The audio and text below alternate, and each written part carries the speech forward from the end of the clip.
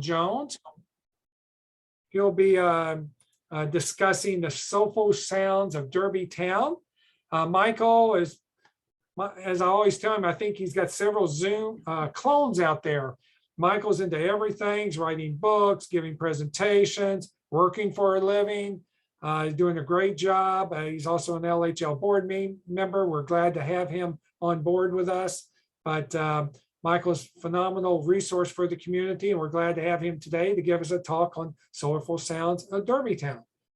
So, Michael, I'm going to stop my share screen, and hopefully you can share yours. All right. See if you can do that. If not, I'll try and help you out.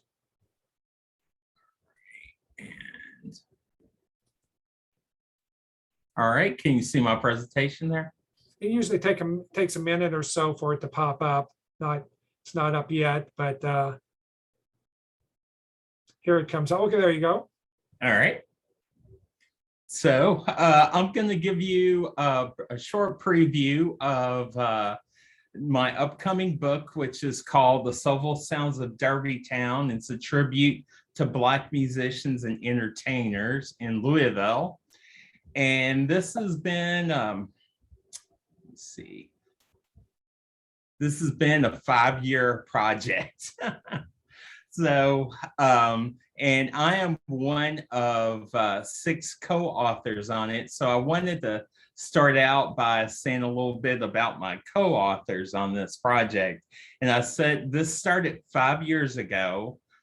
Ken Clay, who's at the top in the circle, he was the author of 200 Years of Black Louisville. And he wanted for Black History Month, he got together a group of people who knew about Louisville music, and he asked us if we would collect photos from musicians. And so we ended up collecting like 300 photos from local musicians, and we did a timeline at the Kentucky African American Heritage Center. And someone saw it and said, hey, this should be a book. And they offered to underwrite it for us. And so since all of us had done many things before, we thought it would take us like a year. So 5 years later, we're finally coming to the end of this journey. So below Ken Clay is Keith Clemons. And Keith wrote a blues column for a long time for Louisville Music News.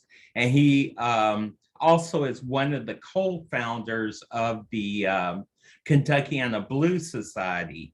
So our book, we separated in genres, and everyone is in charge of a section. And each section begins with a historical essay, and then we have biographies. And so most of my co-authors are kind of specialists in a specific area, and I handle the string bands and jug bands, and contributed to all the areas of the book. Below Keith, we have Wilma Claiborne, and Wilma was the co-owner with her deceased husband of Grace Gospel Music and Recording Company, and she also founded several community choirs. So at Grace Gospel, she not only sold gospel recordings, but they had a record label, and so she put out a lot of the local gospel groups, and also she has been involved in training many of them.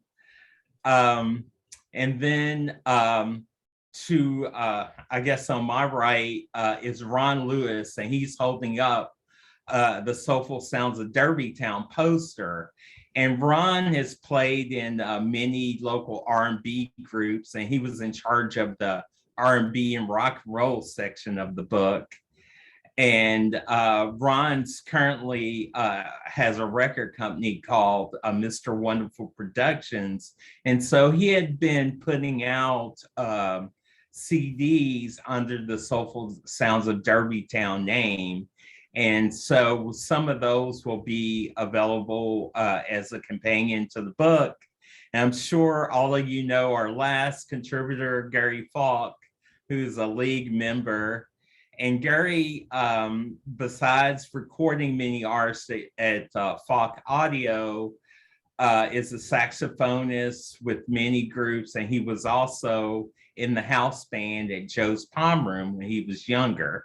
So the whole book has hundreds of photos and has, as I said, split up in genres. And then we have a chapter that's nothing but venues. And we have a chat.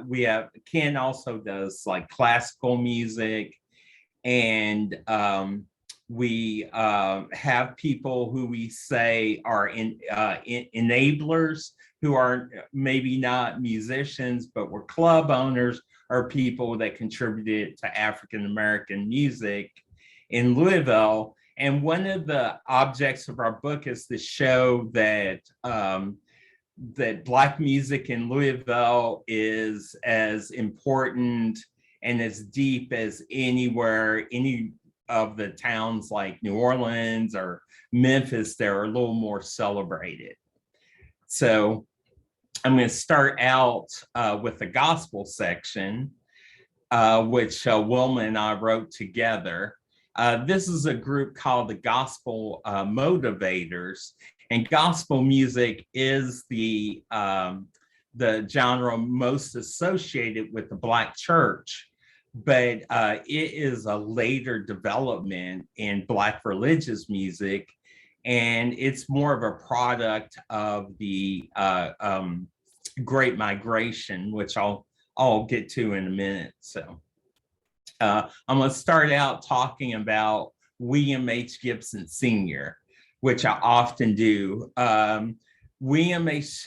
Gibson was a free Black man who came to Louisville in 1847. And he was a child prodigy, so he played violin and piano. And he came here to open a school for free Blacks and slaves who had permission from their owners in the 4th Street Methodist Church, which today is Ashbury Chapel. And he was later the music director at Quinn Chapel. And he was also the first president of the Louisville Colored Musicians Union. And this is in the 1800s and 1880s. And he talks about the early choirs in Louisville in his writing. But he also, in the back, he wrote a book that was about a fraternal order that he started that was called the United Brothers of Friendship. And it was the first African-American organization to get a charter from the state of Kentucky. And Gibson, he talks about the first Black band leader in Louisville, who is Henry Williams. And then after Williams' death, someone named James C. Cunningham took over the band, and he was the biggest Black band leader. He played for Zachary Taylor and all the society parties. And then his son, James R. Cunningham, who I'll talk a little bit about later, led the first brass band in Louisville.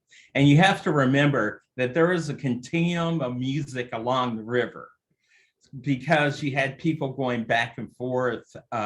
So whatever was happening in New Orleans was happening in Louisville and Cincinnati and St. Louis and Pittsburgh. So Louisville actually got brass bands and string bands at the same time as New Orleans. But I'm going to focus right now on what in the back of his book, Gibson has a short autobiographical sketch that is where he talks about his 50 years in Louisville. And one of the things he talks about is the early independent Black churches. And he talks about the choirs at Fifth Street Baptist Church, which was First African Baptist Church, and at Green Street Baptist Church. And so Louisville always had a small but consistent free Black community, and they started a lot of the early churches and other Black institutions in Louisville. And so during the Civil War, a lot of escaped slaves ran to Louisville, and Louisville's Black population increased between 1860 and 1870 about 40%, which led to more Black churches being opened. And most of them were Baptist and Methodist, because the Baptists and Methodists didn't require a learned clergy. All you had to do was to be able to speak the gospel, which is why those two denominations had so much success converting slaves to their denominations. And so the picture that you see next to my writing, that is the family of Claude Bell Smalley. And he is on the end of the older man with hands on the child. And so Claude had been a deacon at Green Street, and in 1896 he split from Green Street and started Hill Street Baptist Church, which was originally where the Park Hill housing development is, and the church had to move after they start making Park Hill. And for a while it was in Russell, but now it's on Dixie Highway. And they allowed me to go through their archives, and that's where I located this picture. And it's significant because opposite Claude, third from my left, is a big teenager in a bow tie, and all grown up is this guy, and his name is John Smalley. And so this picture was actually unnamed at the University of Louisville. And I found this in Hill Street, so I was able to let them know that this was John Smalley and his wife Mantra, and they were traveling evangelists. And John was actually one of the first African-American chauffeurs in Louisville. His employer noticed what a good singing voice he had, and John sung in the church with his brothers. They had a sextet, but John ended up becoming a professional evangelist, and he preached at both white and Black revivals. And so in 1921, he was selected to help put together a hymnal, and it was called the Gospel Pearls. And it was, for 50 years, it was the kind of standard hymnal in Black churches. And a lot of the songs were things that John would have sung in his performances. And so this was the first hymnal actually to have the word gospel in the title.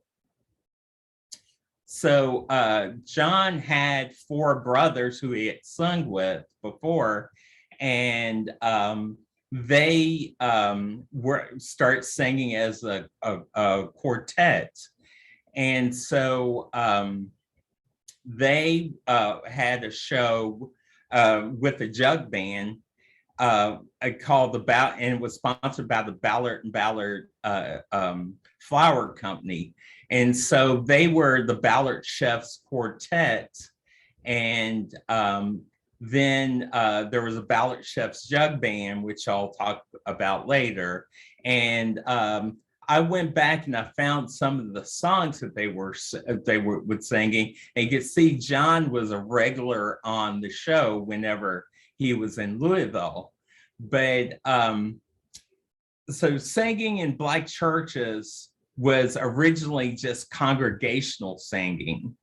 And most Black churches didn't even allow instruments at all, because there's a section in the Bible that says something about not praising God with man-made things. And so to this day, there are some churches that don't involve instruments. And so William Gibson actually introduced instruments to the Black church. And he talks about that in his autobiography. At first, he joined with German musicians, and they started the Louisville Mozart Society, and they performed with violin in Black churches. And then he talks about bringing the organ into Quinn Chapel, and he had to go on a trip, and when he came back, some of the sisters had gotten together and put it in the alley because they said that he had brought the devil into the church. But by about 1900, instruments were a part of Black churches. So, but still they would sing, it would have been hymns, what they call anthems, which were things taken from the Bible. But when the Great Migration started to happen, that is when the music started to change. And mostly it was because of this guy, Thomas A. Dorsey. Some blues fans might know him as Georgia Tom. Thomas Dorsey grew up in Georgia, and his father was a minister and his mother was a church pianist, which is how he learned to make music. But he ended up being a blues singer, and not only any blues, he actually sung like a dirty style of blues that they call hokum music. But he tried to keep his hands in the religious music field, but he wasn't really accepted. He played with the Pace Jubilee Singers for a while, but because he was such a big blues guy, and he had been like the band leader for Ma Rainey and all that, he wasn't really accepted. But in 1932, his wife and son were killed in a car accident, and he decided to devote himself to the church.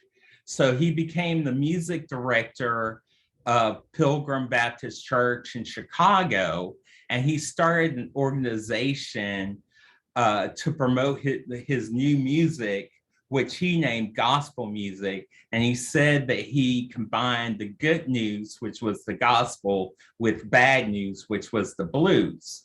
And so he discovered Mahalia Jackson and all the early kind of gospel singers. And but even though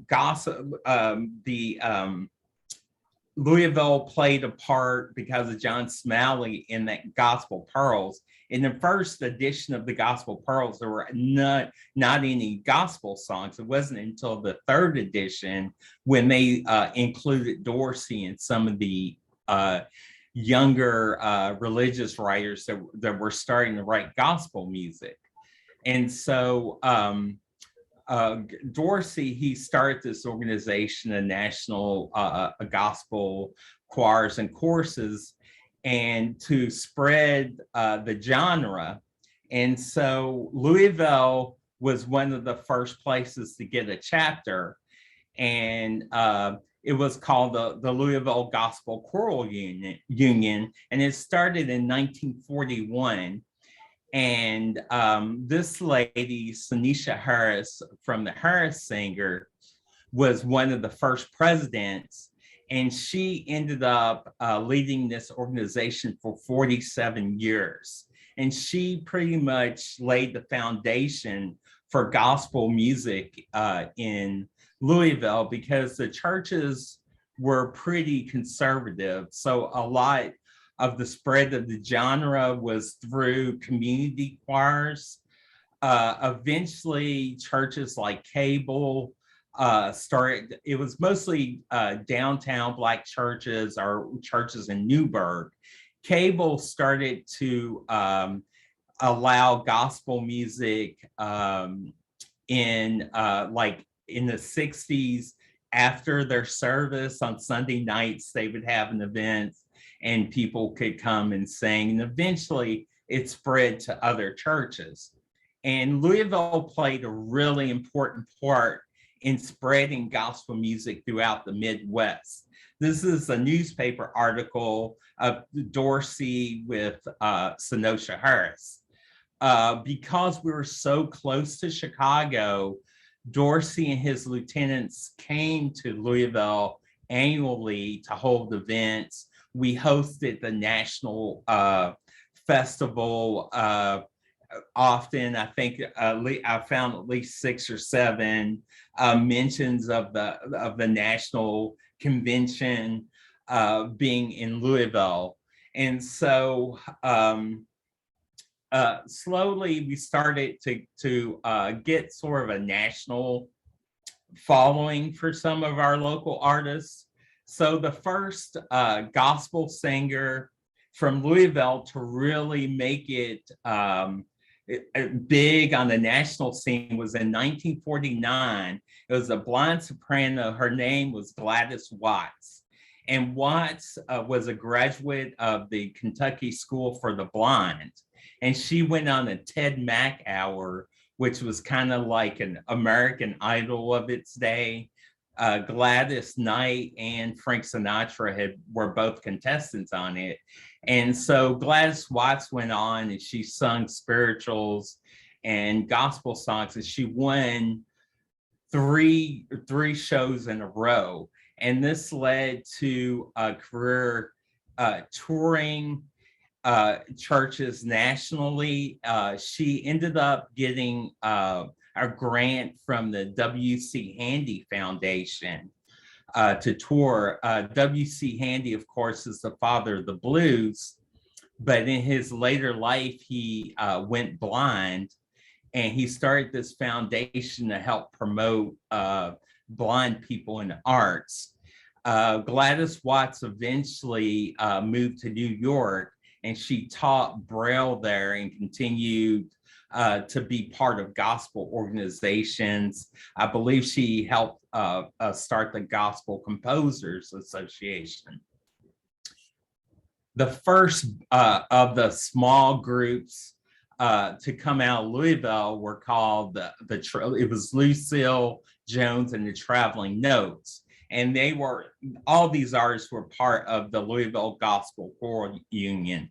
And so the Traveling Notes, they recorded a couple albums for a Nashville label called Nashville. And one of the members of the Gospel Notes was a teenager named Al Hobbs. He graduated from Central High School, and he toured with the Traveling Notes. And he would, after the group disbanded, he went to Indianapolis and he became a DJ and started a gospel label and became a Grammy-winning gospel producer and songwriter. And so I'm going to play you a little bit of one of the Lucille Jones tracks that he wrote when he was still in Louisville, right after graduating from Central High School.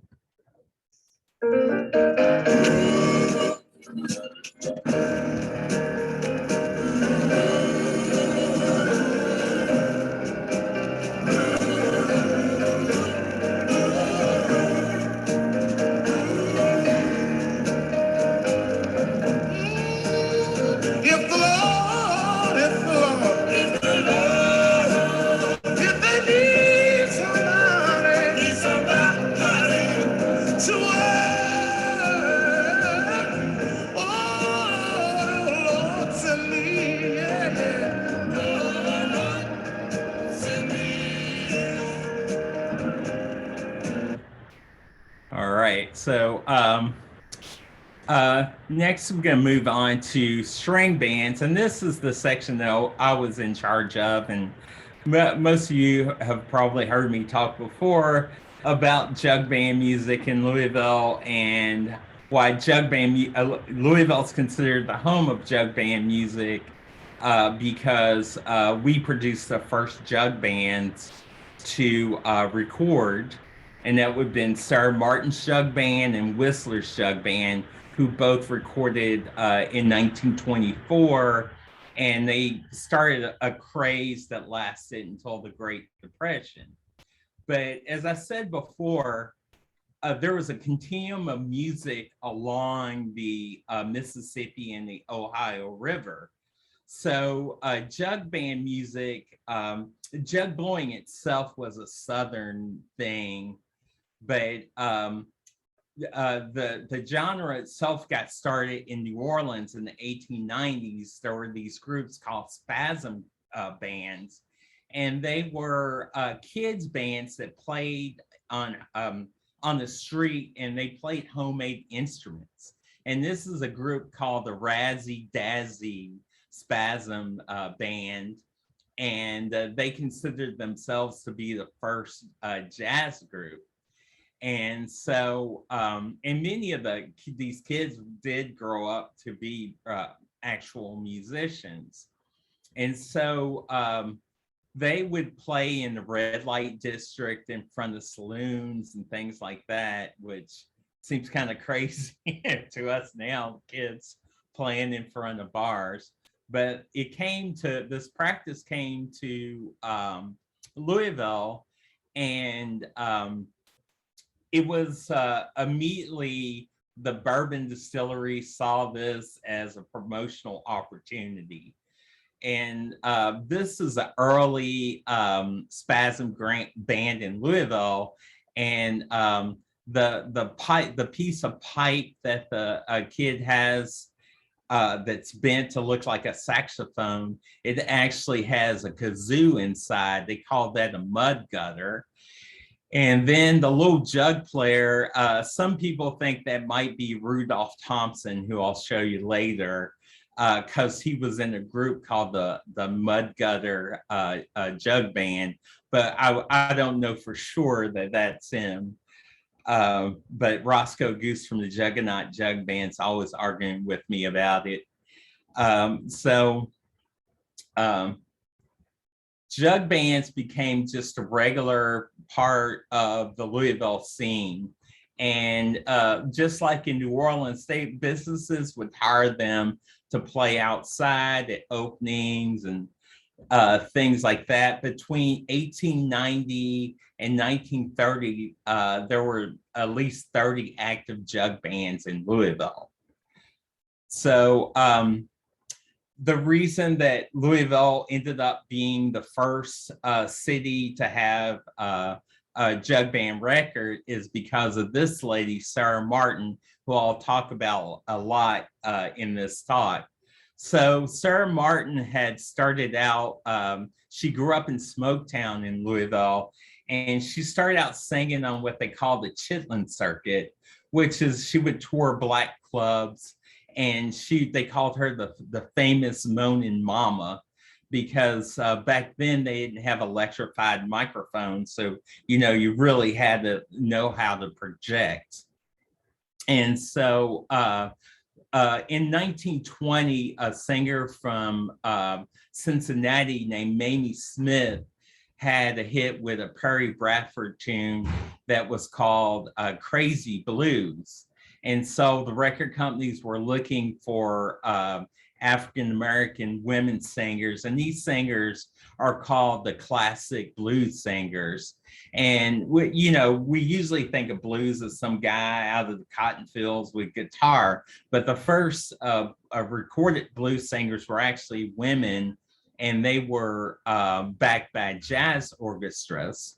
And so Sarah Martin was not only a performer, she became kind of like an A&R scout for Ralph Peer, who first was at OK, and then he was at Victor Records.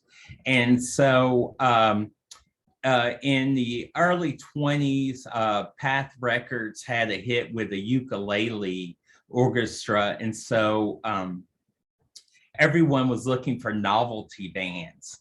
And so Sarah Martin's like, I'm from Louisville, I know about jug bands. And so in 1924, she went into a New York studio with 3 members of the Louisville Jug Band. And that would be Earl McDonald on jug and Curtis Hayes on banjo and Clifford Hayes on fiddle. And Earl and Clifford, they were the big band leaders of the jug band era here. And so they cut over 3 sessions. They did like 10 sides that were released in 1925 as Sarah Martin's Jug Band. So I'm gonna play you a little bit of Jug Band Blues.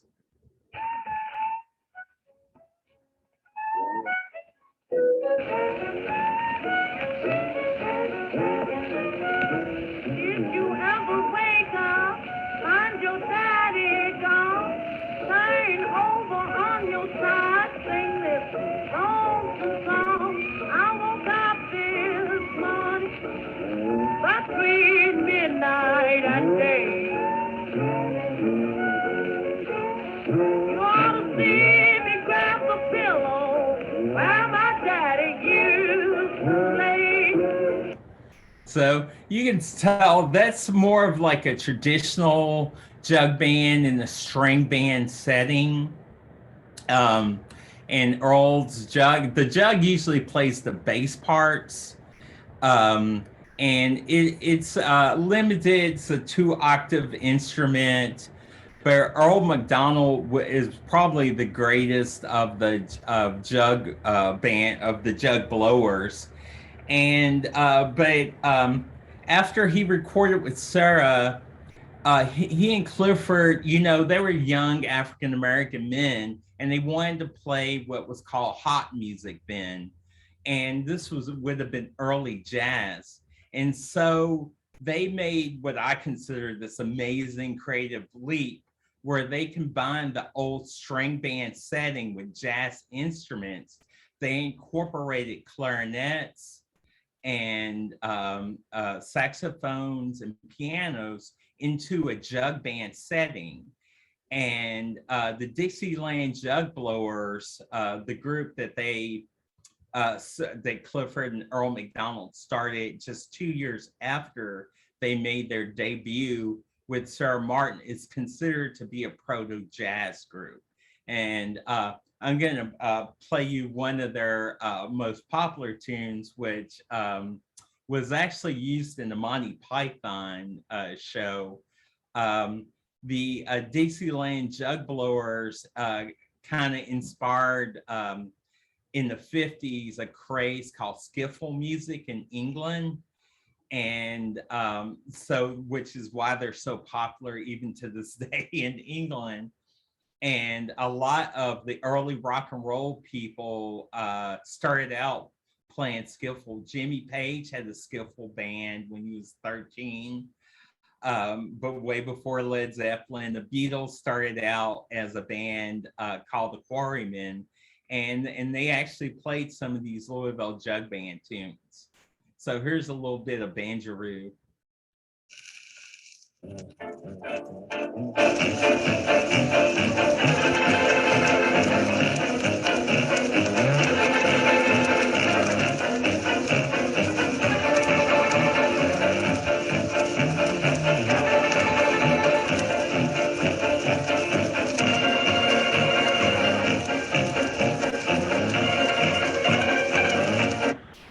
And Louisville jug bands are unique among jug bands because of the influence of New Orleans. The Dixieland Jug Blowers did a lot of instrumentals. Memphis jug band music is more bluesy because they're so close to the Delta. But around the Depression, jug band music began to fall out of favor. And part of this was the Great Migration. You had all these Southerners move into urban areas, and they saw the banjo and the fiddle as like something of the past of kind of like the Jim Crow South. And so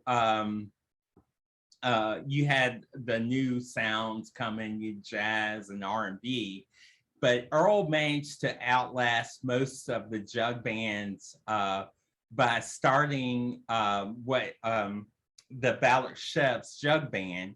And I talked a little bit about the Ballard Chefs Quartet, and this is the Ballard Chefs Jug Band. And you see Earl's the jug blower there, and with the fiddle is Henry Miles, who I'll talk about a little bit later, because he took over the band after Earl died in 1949.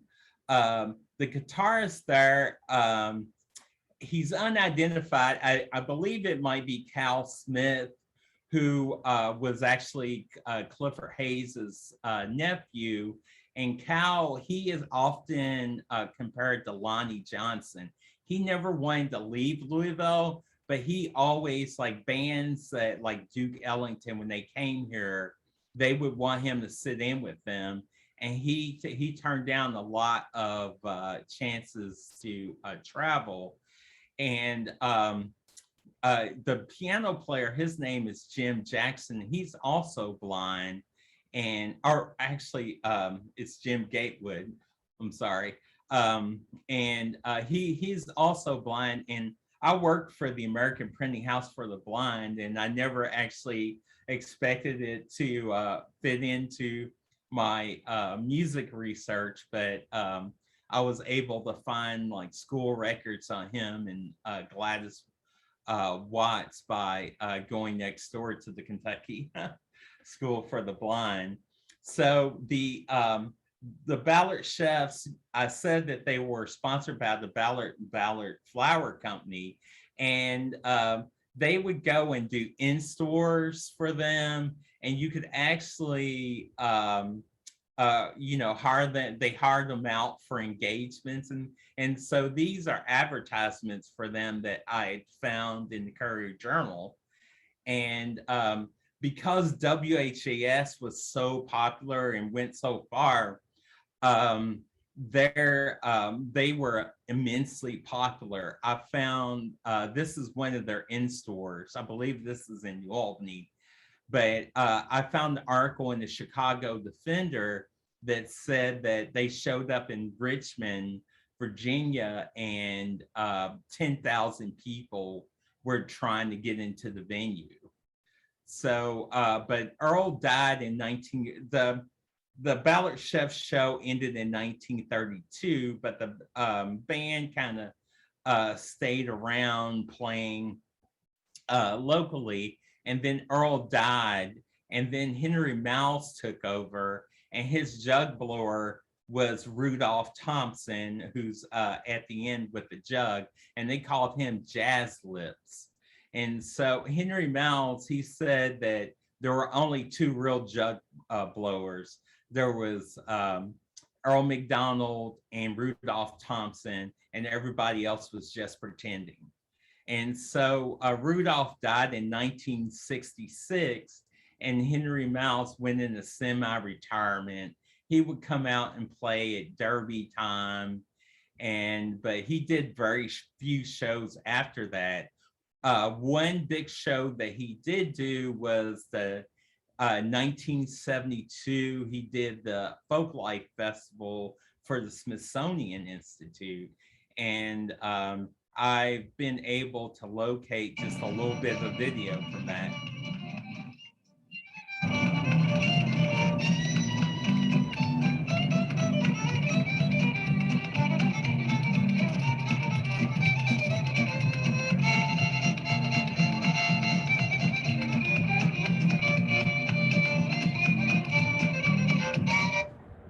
So I'm going to talk a little bit about jazz and blues. Louisville wasn't really a big blues town as I said, we weren't close to the Delta, and also we're so influenced by New Orleans. And so it wasn't until the 50s that there was a real blues scene here. So these are a few artists. I mentioned Jim R. Cunningham, who he started in 1874 the Fall City Cornet Band, and eventually they became the Fall City Brass Band, and they toured Japan. They actually played for Queen Victoria, and mostly they played on riverboats. And I've actually been looking for a picture of Cunningham, and I recently got in touch with his great granddaughter, and she's trying to help me with that. But I did find these articles. Cunningham appears in the Courier Journal a lot, and it turned out it's because he worked there. He was an elevator operator at the Courier. He retired from there. And so I found several profiles of him, and also William Hayes actually wrote about him a lot in his river boat column. And so he would have been a big influence on the jug bands in their, like I'd say, embracing the hot music coming out of New Orleans. This guy, which I'm sure there's people here who know more about him than me, James Wallin, he had been a sheriff. He was kind of like a political boss here in Louisville in the late 19th century. And he got into politics because he owned a bunch of saloons, and he was getting, raided and things like that. And so, but he employed a lot of African-American musicians. And he also owned a minstrel show. It was called South Before the War. And it's the first minstrel group to feature white and black minstrels. But what was more important to me about him is that he would have performances in the local parks, in Jacobs Park, which is Iroquois Park now, and White City, and other parks, and he would have these brothers, the Clark brothers, would put on these shows, and so these colored Jubilee singers, that would have been a show the Clark brothers put together. And one of the singers that performed with the Clark brothers was Sarah Martin.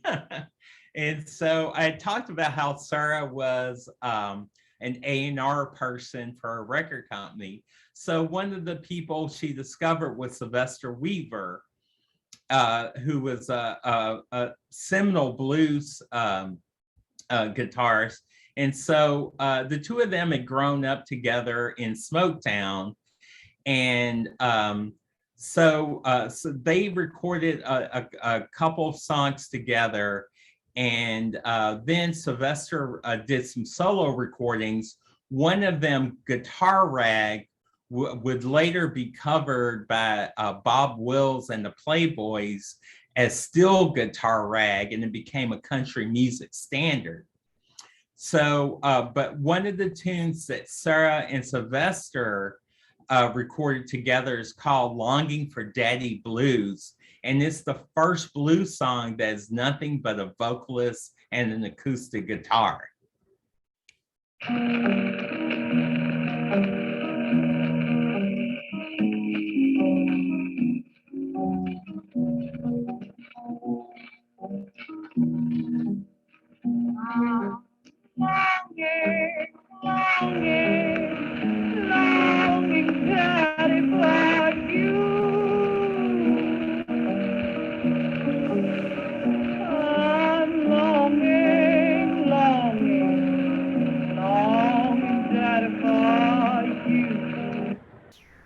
So another singer that started out with the Clark brothers is Edith Goodolph Wilson.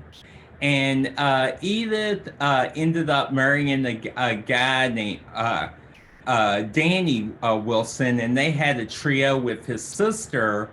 But then Perry Bradford, who had written Crazy Blues for Mamie Smith, he wanted to make more money. So he didn't make a lot of money off that first thing. So he got hired Edith to front his group called the Jazz Hounds. And she introduced blues into a lot of white settings. She would play like the cafe society shows. And Edith also was an actress and appeared in a few movies. And when she was older, she actually played Aunt Jemima, and she was Kingfish's mother on Amos and Andy. I'm gonna play a little bit of one of her tunes because I know we're getting close. About my handyman, but I ain't bragging no more. Something strange has happened to my handyman. He's not the man he was before. So this is my favorite person, I think, in the book and all the research I've done. Betsy Allen was one of the first Black social workers in Louisville, and she also was the head of the Booker T. Washington Community Center. And she started a non-denominational Bible school. And to encourage kids to attend Sunday school, she started a band.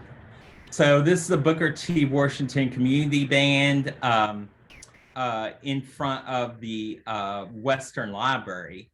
And so she got businessmen to donate money for instruments and uniforms. So if you had perfect attendance, you got to be in this group. So she was trying to save the youth, but inadvertently, she created a whole generation of jazz musicians. So included in this picture when they were young, you see Jonah Jones, who was a trumpet player who had some solo success, but he was called King Louis II, and one of his early gigs was playing with Lil Armstrong, Louis's wife. And he was a big swing trumpet player. Then Helen Humes also started out with the community band, and she was actually won a singing contest, and she did some recordings when she was young with Sylvester Weaver, but her father wanted her to finish her education. And so after she graduated, she was singing in Cincinnati and was discovered by John Hammond, who handpicked her to replace Billie Holiday in Count Basie's band.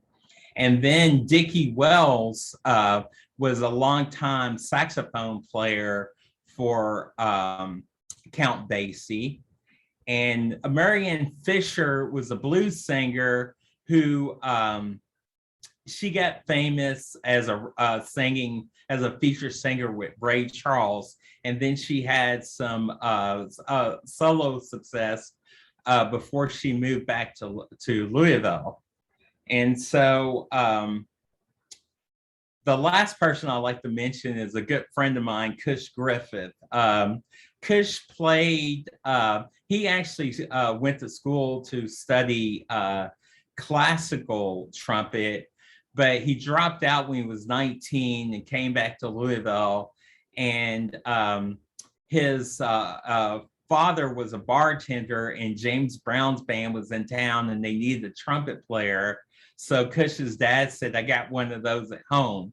So Cush ended up being the lead arranger for James Brown for a while. And after he left Brown, he started his own group that recorded for Motown called Bottom and Company. And then he was with the Parliament Funkadelic.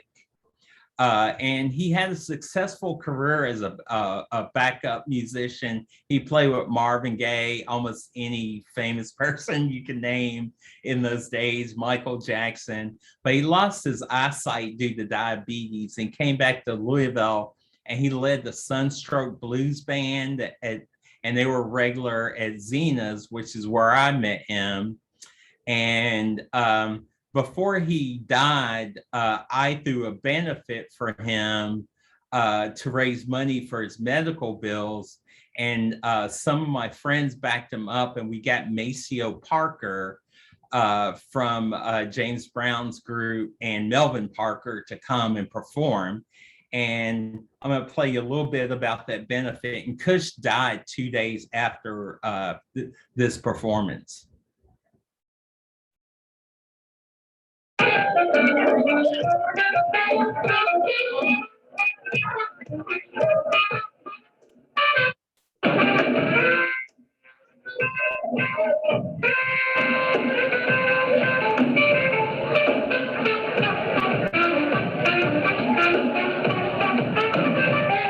So that was Cush there in the wheelchair. And the last thing I wanted to mention was that Louisville is actually the place where the first place in America where the white and the black musicians unions emerged. And this happened in 1967 because the musicians union was trying to, it wanted to join forces against DJs, and most places were having like jukeboxes and stuff instead of bands. So if Gary Falk is the one who knows a lot more about this than I do, but I wanted to mention that. So are there any questions?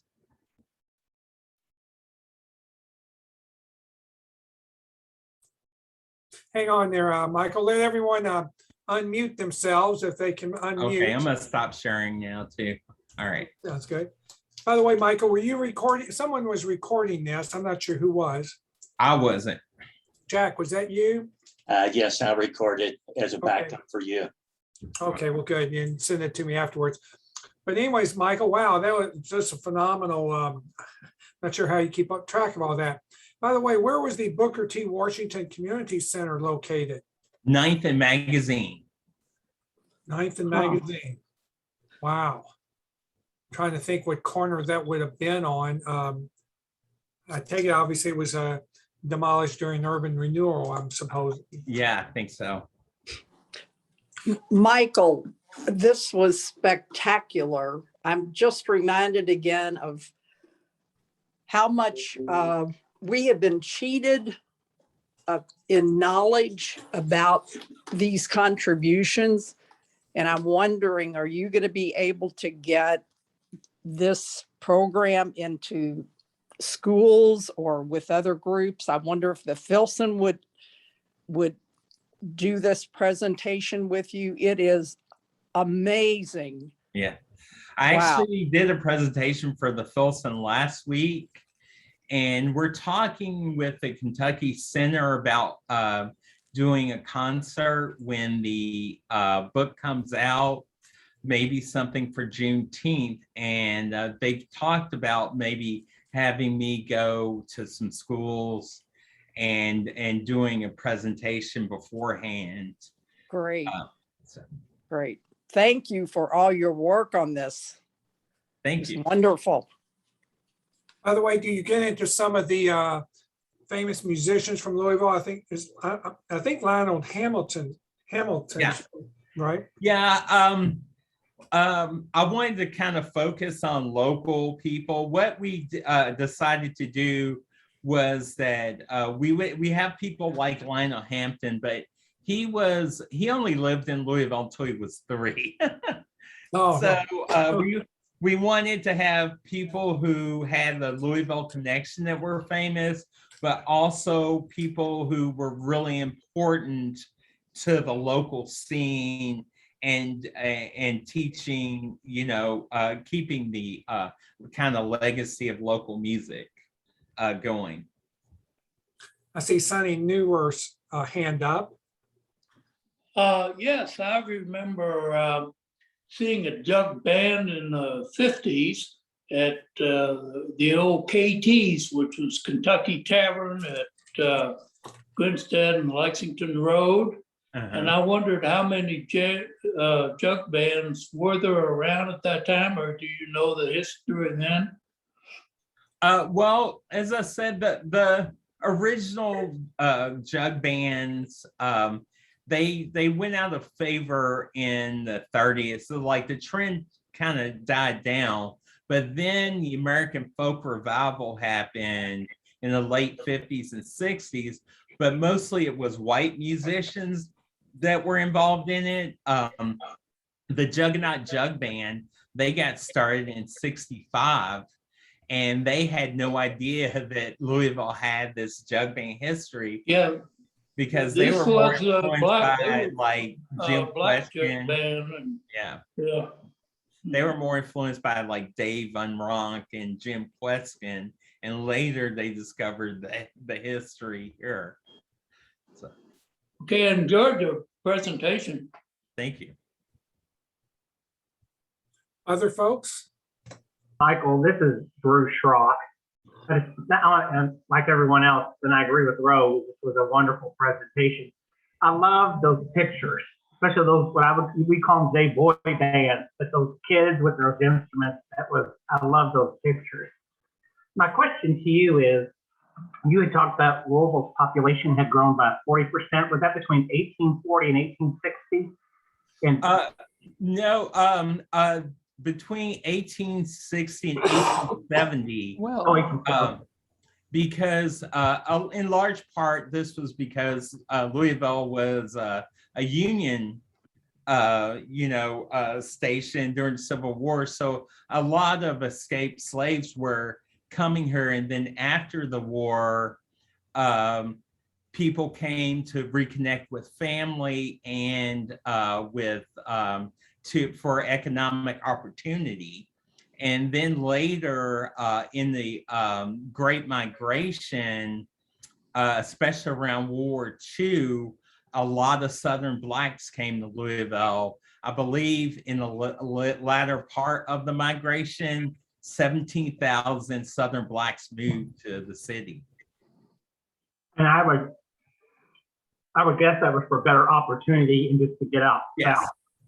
Yeah, getting out of the deep South. Right. Louisville had its problems, but compared to Yeah, some of the that's what I was places in the going to deep ask. South. Did they find really And- much of a difference the way they Yeah. were treated as people compared to being in the deep Yeah, South? and because of the war, there were jobs opened up that had before had been cut off for Black people, and so that was a lot of people were like kind of working their way to bigger cities like Chicago and Detroit, but they came to Louisville and stayed. Nancy, go ahead, Drew. No, I was going to say thank you. Nancy, you got your hand up. Okay, there you go. Okay, you're off mute. Hi, Nancy Harris here. Again, thank you, Michael. This was a really great presentation. I became a union member in the summer of 65. So I probably know some people in that last photograph. I also had worked some with Cush Griffith, so that was nice to see him on there.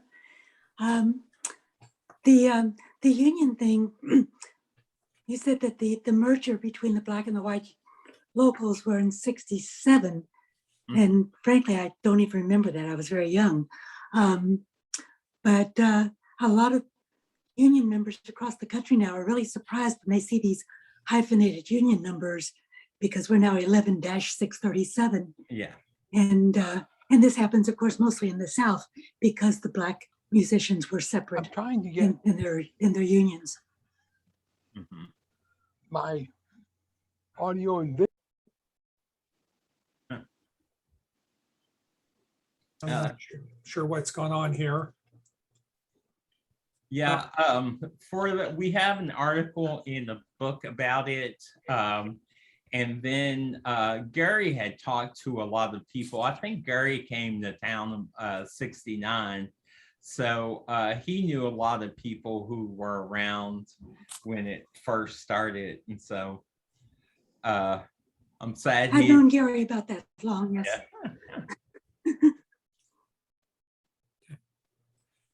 Well, thank you. Anyone else? Carl, I thought I heard you had a question, but maybe not. I don't see anyone else. Sunny New Earth is back on there, perhaps. Well, unless anyone else has any more questions for Michael, as noted earlier, our next presentation will be on October 24th, when Bob and Vicki Ulrich will discuss German influences in Louisville. It's going to be at the St. Matthew's Library. We'll be in person, and we hope to tape it as well. Michael, I thank you very much for another excellent presentation. You're welcome anytime to give us a talk. Okay. Thanks. Whenever you find time, whenever your other clones don't have anything else to do. Okay, well, thank y'all very much. Have a good afternoon. All right, thank you.